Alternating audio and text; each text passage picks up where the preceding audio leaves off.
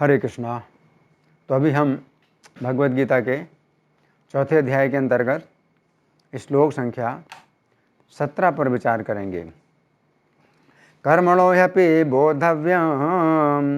बोधव्यं चाविकर्मणः अकर्मणश्च बोधव्यं गहना कर्मणो गतिः।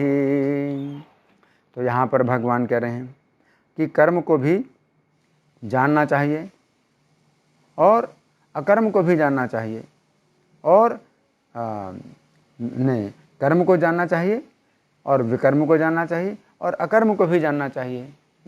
कर्म की जो गति है वो बड़ी गहन है। अब हम सुनेंगे प्रभुपाद तात्पर्य में क्या लिखते हैं। श्रील प्रभुपाद की जय।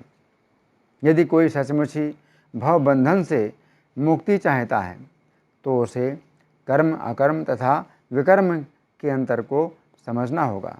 कर्म अकर्म तथा विकर्म के विश्लेषण की आवश्यकता है, क्योंकि यह अत्यंत गहन विषय है। कृष्ण भावनामृत को तथा गुणों के अनुसार कर्म को समझने के लिए परमेश्वर के साथ अपने संबंध को जानना होगा। दूसरे शब्दों में, जिसने ये भली भांति समझ लिया है वह जानता है कि जीवात्मा भगवान का नित्य दास है और फलस्वरूप उसे कृष्ण भावनामृत में कार्य करना है। संपूर्ण भगवद गीता का यही लक्ष्य है। इस भावनामृत के विरुद्ध सारे निष्कर्ष एवं परिणाम विकर्म या निषिद्ध कर्म है। इसे समझने के लिए मनुष्य को कृष्ण भावनामृत के अधिकारियों की संगति करनी होती है और उनसे रहस्य को समझना होता है। ये साक्षात भगवान से समझने के समान है, अन्यथा बुद्धिमान से बुद्धिमान व्यक्ति भी मोहग्रस्त हो जाएगा। तो यहाँ पर प्रभुपाद का तात्पर्य समाप्त हुआ। अब हम सुनेंगे श्री भगवान ने कहा में इस श्लोक की कैसी व्याख्या हुई है। इस श्लोक में भगवान कर्म तत्व का 3 प्रकार से विभाजन कर रहे हैं। पिछले श्लोक में भगवान ने कर्म तत्व का 2 प्रकार से विभाजन किया था, कर्म तथा अकर्म। परंतु अब इस श्लोक में भगवान कर्म तत्व का 3 प्रकार से विभाजन कर रहे हैं। पहला कर्म, दूसरा विकर्म तथा तीसरा अकर्म। हमें समझना चाहिए कि मोटे तौर पर कर्म तत्व का विभाजन 2 ही प्रकार से होता है, कर्म तथा अकर्म। परंतु यदि गहराई से देखा जाए तो कर्म तत्व का पहला विभाजन जो कर्म है उसको पुनः 2 प्रकार से विभाजित किया जा सकता है। पहला शास्त्रों के अनुसार किए जाने वाले कर्म और दूसरा शास्त्रों के विरुद्ध किए जाने वाले विकर्म। इस प्रकार गहराई से विचार करने पर कर्म तत्व के 3 विभाजन होते हैं, कर्म, विकर्म तथा अकर्म। श्लोक के प्रारंभिक शब्द हैं कर्मणो ह्यपि बोधव्यम, अर्थात कर्म के विषय में हमें जानना चाहिए। यहाँ पर कर्म का अर्थ है ऐसे कर्म जो शास्त्रों के अनुसार किए जाते हैं, परंतु श्री कृष्ण की प्रसन्नता के लिए नहीं, बल्कि उनका फल स्वयं भोगने के लिए। यद्यपि ये कर्म शास्त्रों के अनुसार किए जाने वाले कर्म हैं, परंतु इन कर्मों का श्री कृष्ण की भक्ति से कोई संबंध नहीं है।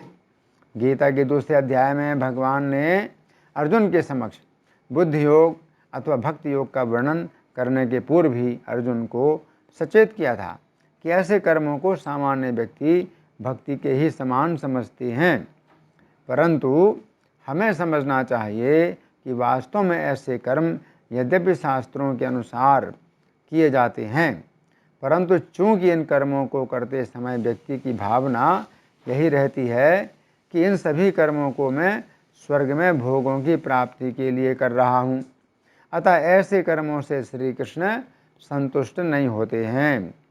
गीता 2:42-43 में भगवान कहते हैं अल्पज्ञानी मनुष्य वेदों के उन अलंकारिक शब्दों के प्रति अत्यधिक आसक्त रहते हैं जो स्वर्ग की प्राप्ति, अच्छे जन्म, शक्ति इत्यादि के लिए विविध सकाम कर्म करने की संस्तुति करते हैं। इंद्रिय तृप्ति तथा ऐश्वर्यमय जीवन की अभिलाषा के कारण वे कहते हैं कि इससे बढ़कर और कुछ नहीं है। इति इन श्लोकों के तात्पर्य में श्रीला प्रभुपाद लिखते हैं, साधारणतः सभी लोग अत्यंत बुद्धिमान नहीं होते हैं और वे अज्ञान के कारण वेदों के कर्मकांड भाग में बताए गए सकाम कर्मों के प्रति अत्यधिक आसक्त रहते हैं।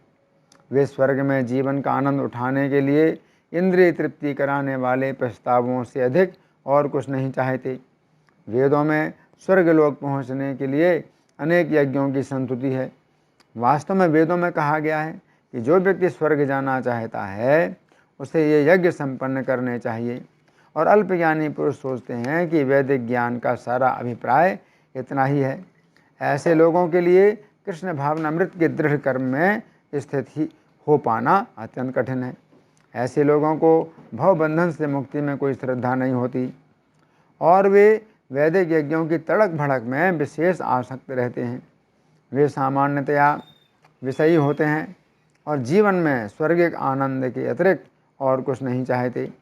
कहा जाता है कि स्वर्ग में नंदनवन में अनेक स्थान हैं जहाँ पर सुंदर अप्सराओं का संग प्राप्त होता है तथा प्रचुर मात्रा में सोमरस उपलब्ध रहता है। ऐसा शारीरिक सुख निस्संदेह विषयी है। अतः ये लोग वे हैं जो भौतिक जगत के स्वामी बनकर ऐसे भौतिक अस्थायी सुख के प्रति आसक्त हैं। इसके पश्चात गीता 2:44 में भगवान कहते हैं, जो लोग इंद्रिय भोग तथा भौतिक ऐश्वर्य के प्रति अत्यधिक आसक्त होने से ऐसी वस्तुओं से मोहग्रस्त हो जाते हैं, उनके मन में श्री कृष्ण के प्रति भक्ति का दृढ़ निश्चय नहीं होता है। सकाम कर्म के क्षेत्र में इंद्र का उदाहरण अत्यंत उपयुक्त है। यद्यपि इंद्र अनेक प्रकार के वैदिक यज्ञों तथा अनुष्ठानों में लगे रहते हैं, परंतु चूंकि उनके मन में भोग तथा ऐश्वर्य की कामना प्रबल रहती है, अतः इस कामना के कारण उनसे कई बार अशुभ कर्म भी हो जाते हैं।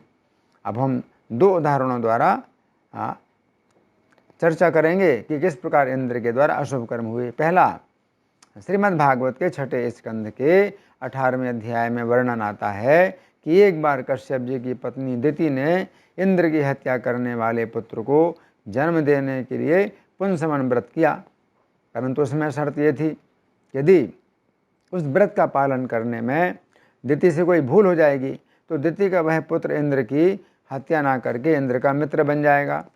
और वास्तव में ऐसा हुआ भी। दिति के द्वारा व्रत का पालन करने में त्रुटि हो गई। ये बात इंद्र को मालूम थी कि व्रत में त्रुटि होने के कारण वो बालक इंद्र का मित्र बन जाएगा, तथा इंद्र को ये भी मालूम हो गया कि व्रत में त्रुटि हो गई है। अब इंद्र को क्या आवश्यकता थी कि वे दिति के गर्भ में प्रवेश करके बालक की हत्या करें, परंतु इंद्र ने ऐसा किया। यद्यपि पुंसवन व्रत के प्रभाव से वो बालक मरा नहीं। इंद्र ने उस बालक के 49 टुकड़े कर दिए तथा वे सभी टुकड़े 49 बालक बन गए, परंतु इंद्र को गर्भ हत्या का पाप लगा तथा इस पाप के परिणाम स्वरूप असुरों के राजा बलि ने देवताओं को युद्ध में पराजित कर दिया तथा स्वर्ग पर अधिकार कर लिया। फिर दूसरी घटना भी है इंद्र की। श्रीमद् भागवत के 6ठे स्कंद के 7वें अध्याय में वर्णन आता है कि एक बार इंद्र अपनी सभा में बैठे हुए थे तथा समस्त देवता, गंधर्व, सिद्ध, चारण उनकी स्तुति और सेवा कर रहे थे। अप्सराएं इंद्र को प्रसन्न करने के लिए नृत्य कर रही थीं। उसी समय देवताओं के गुरु बृहस्पति ने इंद्र की सभा में प्रवेश किया। उस समय तीनों लोगों के ऐश्वर्य से अत्यधिक गर्वित होने के कारण इंद्र ने वैदिक आचार संहिता का उल्लंघन कर दिया। अपने गुरु को समक्ष देखकर भी इंद्र ना तो अपने आसन से उठे, न अपने गुरु को बैठने के लिए आसन दिया और न उनका स्वागत ही किया। इंद्र की इस चेष्टा को देखकर बृहस्पति सभा का त्याग कर चले गए तथा इंद्र को अत्यंत पश्चाताप हुआ। वे स्वयं अपनी निंदा करते हुए बोले, हाय, अपनी मंद बुद्धि तथा भौतिक ऐश्वर्य के मद में मैंने यह क्या कर दिया। मैंने अपने गुरु का अनादर कर दिया। यद्यपि मैं सतोगुणी देवताओं का राजा हूँ, किंतु थोड़े से ऐश्वर्य से मैं गर्वित हो उठा। हाय, मेरे ऐश्वर्य को धिक्कार है। इस प्रकार हम देखते हैं कि इंद्र यद्यपि पाप कर्म नहीं करना चाहते हैं, परंतु फिर भी भोगों की कामना प्रबल होने के कारण उनसे अशुभ कर्म अथवा पाप कर्म हो जाते हैं। गीता 3:36 में अर्जुन ने जिस समय श्री कृष्ण से पूछा कि हे श्री कृष्ण, मनुष्य ना चाहते हुए भी पाप कर्मों के लिए प्रेरित क्यों होता है, उस समय श्री कृष्ण ने गीता 3:37 में उत्तर दिया कि हे अर्जुन, इसका कारण रजोगुण के संपर्क से उत्पन्न काम है, जो व्यक्ति से बलपूर्वक पाप कर्म करवाता है। अब इस श्लोक के अगले शब्द हैं बोधव्यम चा विकर्मणः, अर्थात विकर्म को भी जानना चाहिए। तो दिनांक 6 अप्रैल 1974 को मुंबई में इस श्लोक पर प्रवचन देते हुए श्रील प्रभुपाद ने कहा था, विकर्म का अर्थ है निषिद्ध कर्म। ये मनुष्य जीवन का कार्य है कि मनुष्य को जानना चाहिए कि उचित कर्म क्या है तथा निषिद्ध कर्म क्या है। जिस प्रकार एक अच्छा नागरिक जानता है कि कौन सा कार्य कानूनी है तथा कौन सा कार्य गैर कानूनी है, जो बुद्धिमान नागरिक होते हैं वे कानूनी कार्य करते हैं और जो अपराधी होते हैं वे गैर कानूनी कार्य करते हैं। उन अपराधियों को दंड भोगना पड़ता है। आप छिप करके गैर कानूनी कार्य करके मनुष्यों की बनाई हुई सरकार को धोखा दे सकते हैं, परंतु आप विकर्म का आचरण करके परमेश्वर के नेत्रों से छिप नहीं सकते हैं। ये संभव नहीं है। आप पुलिस की आंखों से अथवा मनुष्यों के द्वारा निर्मित कानून से छिप सकते हैं, परंतु परमेश्वर के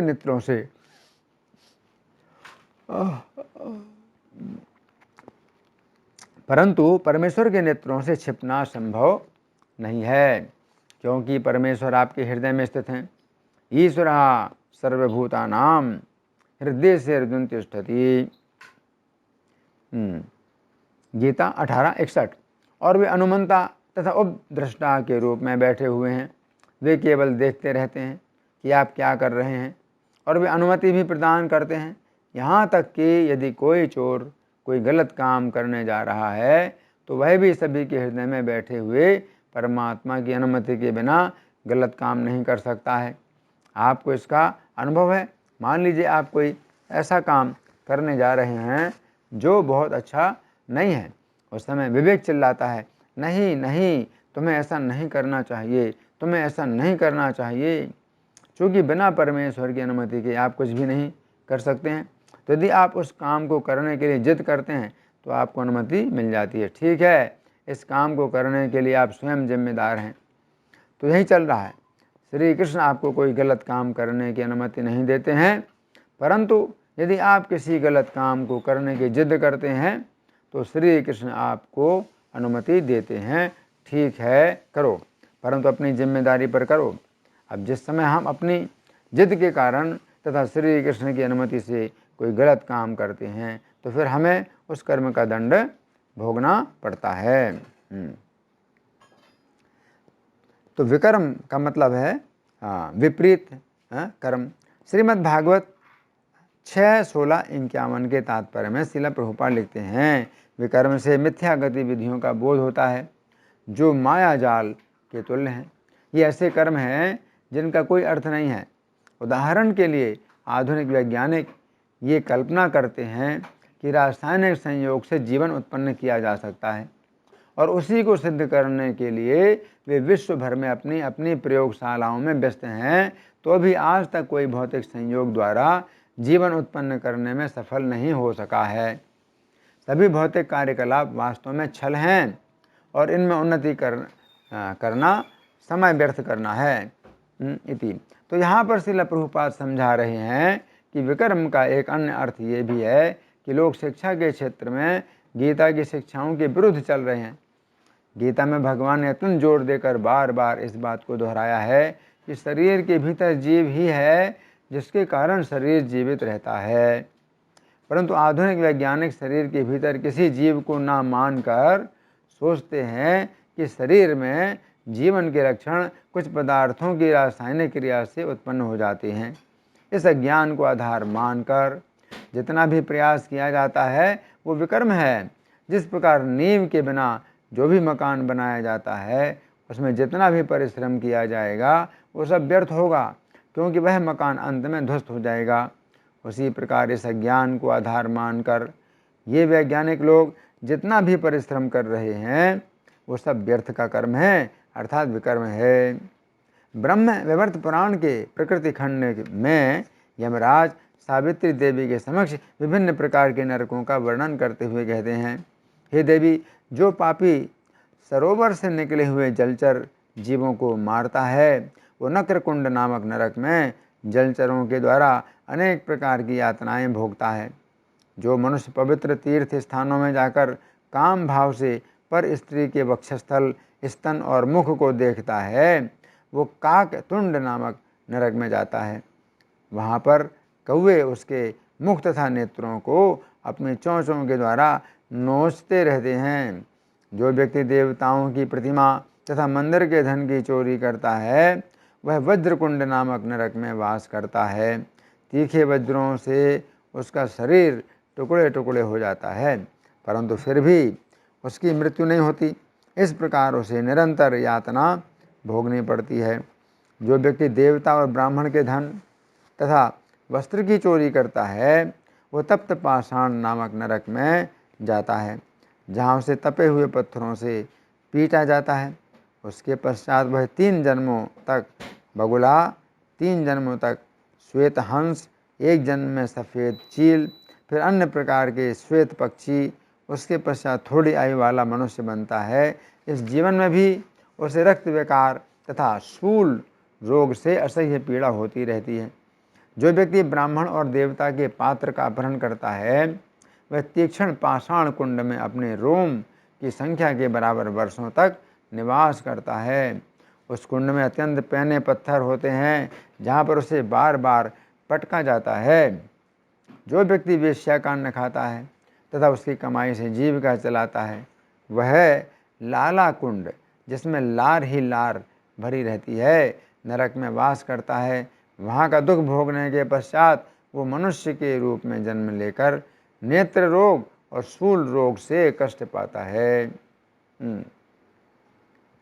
तो श्रीमद् भागवत 5.5.4 में भगवान ऋषभदेव अपने पुत्रों से कहते हैं, हे पुत्रों, जिस समय व्यक्ति इंद्रिय तृप्ति को ही जीवन का लक्ष्य मान लेता है तो वह भौतिक रहन सहन के पीछे पागल होकर सभी प्रकार के विकर्मों अर्थात पाप कर्मों में प्रवृत्त हो जाता है। वो भूल जाता है कि अपने पिछले पाप कर्मों के ही कारण उसे ये अनित्य शरीर प्राप्त हुआ है, जिसके कारण वह इस समय भी दुख भोग रहा है।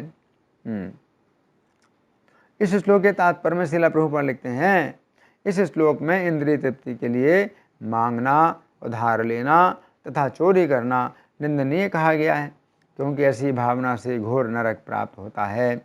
व्यभिचार, मांसाहार, मद्यपान तथा द्यूत क्रीड़ा ये 4 प्रकार के विकर्म अर्थात पाप कर्म हैं। ये ऐसे साधन हैं जिनसे दूसरी देह धारण करके घोर कष्ट उठाने पड़ते हैं।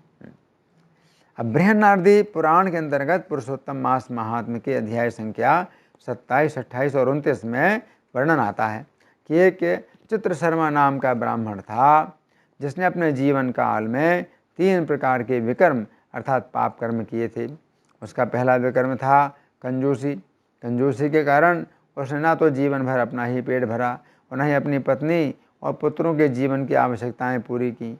यहाँ तक कि उसने अपने धन को गाड़ कर रखने के कारण कभी भी कोई दान पुण्य नहीं किया। उसका दूसरा विकर्म था फलों की चोरी। एक बगीचे के मालिक को अपनी सच्चाई का विश्वास दिलाकर ये नित्य उस बगीचे के फलों को चुरा कर खाता था तथा बेचता था। उसका तीसरा विकर्म था विश्वासघात। इसने उस मालिक को सदा धोखा दिया कि उस बगीचे के फल पक्षी खा जाते हैं। मृत्यु के पश्चात उस ब्राह्मण को यमदूत पीटते हुए धर्मराज के पास ले गए। धर्मराज ने निर्णय सुनाया कि चूँकि कंजूसी के कारण इसने कोई धर्म का कार्य नहीं किया, अतः यह ब्राह्मण प्रेत की योनि प्राप्त करके ऐसे सुनसान वन में रहेगा जहाँ पानी तक ना मिले। इस प्रकार ये भूख प्यास से अत्यंत व्याकुल होकर घूमता फिरता रहे। फिर फलों की चोरी करने के कारण यह 1000 बार बंदर की योनि में जन्म लेगा। इसके पश्चात विश्वासघात करने का फल भोगने के लिए ये नरकों की भीषण यातनाएं भोगेगा। इस प्रकार हम देखते हैं कि धर्मराज ने उस ब्राह्मण के 3 प्रकार के विकर्मों के कारण करोड़ों वर्षों तक की यातना निश्चित कर दी थी। परंतु बंदर की योनि में इस बंदर के मुख में घाव होने के कारण इसके सब दांत टूट कर गिर गए। इस प्रकार निराहार रहते हुए बंदर को दैव योग से पुरुषोत्तम मास आ गया। वो पूरे मास भर ना तो कुछ खा सका और ना ही जल पी सका। इस प्रकार पुरुषोत्तम मास के ठीक अंतिम दिवस पर उसने अपना शरीर छोड़ा। इस प्रकार अज्ञान में भी उसकी पुरुषोत्तम मास की आराधना हो गई, जिसके फलस्वरूप इसको गोलोक धाम में ले जाने के लिए एक दिव्य विमान आया तथा यह चित्रशर्मा ब्राह्मण बंदर के शरीर से को छोड़कर तथा दिव्य आभूषणों से विभूषित दिव्य शरीर प्राप्त करके उस गोलोक धाम में चला गया, जो योगियों को भी दुर्लभ है। यहाँ पर हमें यही समझना चाहिए कि ये श्री कृष्ण की ही कृपा थी कि अज्ञान में उसके द्वारा पुरुषोत्तम मास की आराधना हो गई और इस प्रकार वो अपने समस्त विकर्मों से मुक्त होकर गोलोक धाम में चला गया। अब श्लोक की दूसरी पंक्ति में भगवान कह रहे हैं अकर्मणः च बोधव्यम, अर्थात अकर्म को भी जानना चाहिए। दिनांक 6 अप्रैल 1974 को मुंबई में इस श्लोक पर प्रवचन देते हुए श्रील प्रभुपाद ने कहा था, अकर्म का अर्थ है कि इसमें कोई कर्म फल नहीं है। यदि आप अच्छा कर्म करते हैं तो इसका बंधन है, आपको अच्छा शरीर, अच्छी शिक्षा, अच्छा परिवार, अच्छी संपत्ति प्राप्त होगी। आप स्वर्ग में जाना चाहते हैं, परंतु आपको पता नहीं है कि यहाँ तक कि स्वर्ग में भी जन्म, मृत्यु, बुढ़ापा आदि कष्ट हैं। इसलिए श्री कृष्ण अनुमोदन नहीं करते कि आप स्वर्ग में जाएं। इस प्रकार हमें समझना चाहिए कि कर्म अर्थात श्री कृष्ण को प्रसन्न करने के लिए कर्म करने से हम श्री कृष्ण के धाम में जाएंगे। गीता 15:6 में श्री कृष्ण कहते हैं, वह मेरा परम धाम ना तो सूर्य के द्वारा, ना चंद्र के द्वारा और ना ही अग्नि के द्वारा प्रकाशित होता है। जो लोग वहाँ पहुँच जाते हैं वे इस भौतिक जगत में फिर से लौटकर नहीं आते हैं। यदि हम अकर्म अर्थात कृष्ण भावनामृत में कर्म करते हैं तो इस भौतिक जगत के दुखों से छूटकर हम श्री कृष्ण के धाम में जाकर श्री कृष्ण की सेवा प्राप्त कर सकते हैं। यदि हम गहराई से विचार करें तो निष्कर्ष यही निकलता है कि जो भी कर्म श्री कृष्ण की प्रसन्नता के लिए किए जाते हैं वे सभी अकर्म हैं, क्योंकि उन कर्मों का कोई भी बंधन नहीं होता है। श्रीमद् भागवत 1.2.15 में श्रील सूत गोस्वामी कहते हैं, कर्मों की गांठ बड़ी कड़ी है, विचारवान पुरुष भगवान के चिंतन की तलवार से उस गांठ को काट डालते हैं। तब भला ऐसा कौन मनुष्य होगा जो श्री कृष्ण की लीला कथा से प्रेम ना करे।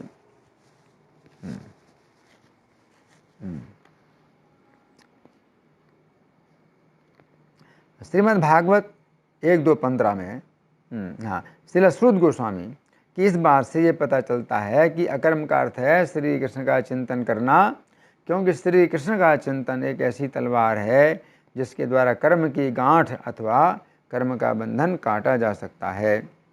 फिर अकर्म का दूसरा अर्थ है श्री कृष्ण की लीला कथा से प्रेम करना, क्योंकि यदि हम श्री कृष्ण की लीलाओं से प्रेम करते हैं तो श्री कृष्ण का चिंतन करना अत्यंत आसान हो जाता है।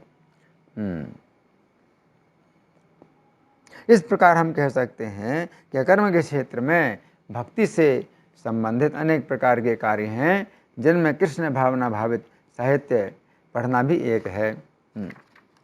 अब श्लोक के अंतिम शब्द हैं गहना कर्मणो गति ही, अर्थात कर्मों की गति गहन है। यहाँ पर हम गहन शब्द के 2 अर्थों पर विचार करेंगे।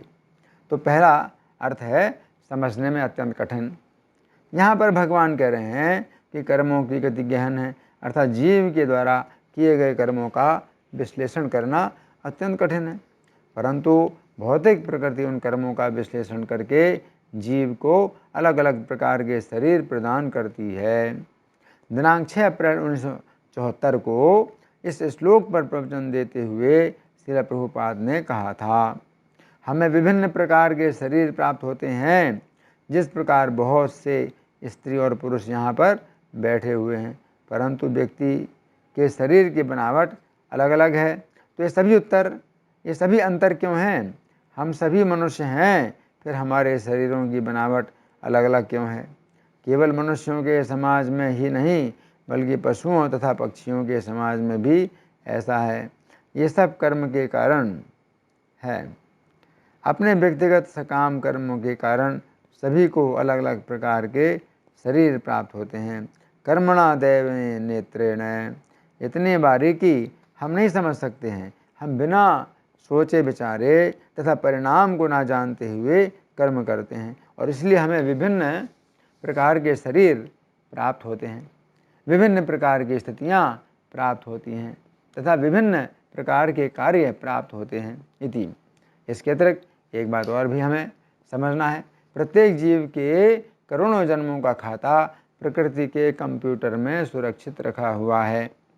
अब ये भी समझना कठिन है कि इस समय जो भी सुख तथा दुख जीव को प्राप्त हो रहे हैं, वे पिछले जन्म के कर्म हैं, या 10 जन्म पूर्व के कर्म हैं, या 100 अथवा 1000 जन्म पूर्व के कर्म हैं। परंतु इन सभी बारीक से अधिक बारीक बातों को केवल श्री कृष्ण ही जानते हैं। इन बातों को कुछ मात्रा में व्यासदेव जैसे ऋषि भी जान सकते हैं, परंतु उन्हें जानने के लिए प्रयास करना पड़ता है। परंतु श्री कृष्ण के विषय में ऐसी बात नहीं है। इन बातों को जानने के लिए श्री कृष्ण को कोई प्रयास नहीं करना पड़ता है। गीता 7:26 में श्री कृष्ण स्वयं कहते हैं कि हे अर्जुन, भूतकाल में जो घटित हो चुका है, जो वर्तमान में घटित हो रहा है और जो आगे भी होने वाला है, वो सब कुछ मैं जानता हूँ। अब गहन शब्द का दूसरा अर्थ है कष्टदायक। यहाँ पर भगवान कह रहे हैं गहना कर्मणो गति ही, अर्थात कर्मों की गति अत्यंत कष्टदायक है। हमें समझना चाहिए कि कर्म चाहे अच्छे हों या बुरे हों, ये कर्म हमें कष्ट ही पहुँचाते हैं। बुरे कर्मों से हमें अनेक प्रकार के कष्ट प्राप्त होते हैं, ये बात तो स्पष्ट है। परंतु अच्छे कर्मों के द्वारा हमें जो भी सुख अथवा स्वर्ग की प्राप्ति होती है, वो भी गहराई से देखने पर कष्टदायक है। स्वर्ग में देवतागण अत्यंत सुख का अनुभव करते हैं, परंतु चूंकि वे कृष्ण भावना भावित नहीं हैं, अतः उनका एक दूसरे के प्रति ईर्ष्या तथा तनाव का संबंध रहता है। इसके अतिरिक्त उन्हें सदा ये भय बना रहता है कि जो ही उनके पुण्य समाप्त होंगे, उन्हें स्वर्ग से नीचे गिरा दिया जाएगा। यदि कोई व्यक्ति अपने अच्छे कर्मों के कारण राजा भी बन जाता है, तो अनेक प्रकार के सुख भोगते हुए भी उसे अपने शत्रु राजाओं का भय बना रहता है। अपने मंत्रियों से भी भय बना रहता है कि कहीं वे षड्यंत्र करके सत्ता न हथिया लें। इसके अतिरिक्त इस भौतिक संसार में प्रत्येक व्यक्ति को मृत्यु का भय बना हुआ है। गीता 8:15 में भगवान कहते हैं कि ये भौतिक संसार दुख तथा मृत्यु का स्थान है। इसलिए हमें चाहिए कि हम कर्म तथा विकर्म इन दोनों को छोड़कर कृष्ण भावना भावित कर्म अर्थात अकर्म का आश्रय लें। तो गति यहाँ पर भगवान कह रहे हैं कर्मणो गति ही। गति शब्द का सामान्य अर्थ है मार्ग, तो यहाँ पर भगवान कह रहे हैं कि कर्म का मार्ग अत्यंत गहन है, अर्थात हमें कुछ भी पता नहीं कि कर्म के द्वारा हमें किस समय स्वर्ग की प्राप्ति होती है, किस समय नरक की प्राप्ति होती है, तथा किस समय पशु पक्षियों की योनि प्राप्त होती है, किस समय हम राजा बनते हैं, किस समय हम भिखारी बनते हैं। कर्म की गति गहन है, अर्थात दुर्बोध है ना। तो यहाँ पर भगवान कह रहे हैं गहना कर्मणो गति ही, कि कर्म की गति गहन है।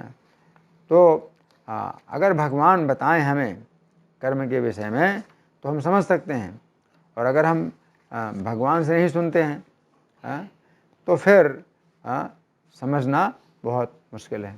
गहना कर्मणो गति, कर्म की गति बहुत गहन है। और हमें ये समझना चाहिए, अजामिल को लेने के लिए जब यमदूत आए थे तो वे भी कर्म की गति नहीं समझ पाए, और अजामिल को वे पापी ही समझते थे। तो यमदूत जो है नहीं समझ पाए कि जो अजामिल है तो ये अपने पुत्र को नारायण नाम का जो उच्चारण करता है तो उससे उसकी पापों से रक्षा हो रही है। तो इसी से हम कह सकते हैं कि कर्मों की गति बहुत गहन है, हर कोई कर्मों की गति को समझ नहीं पाता है। धन्यवाद। हरे कृष्णा। बहुत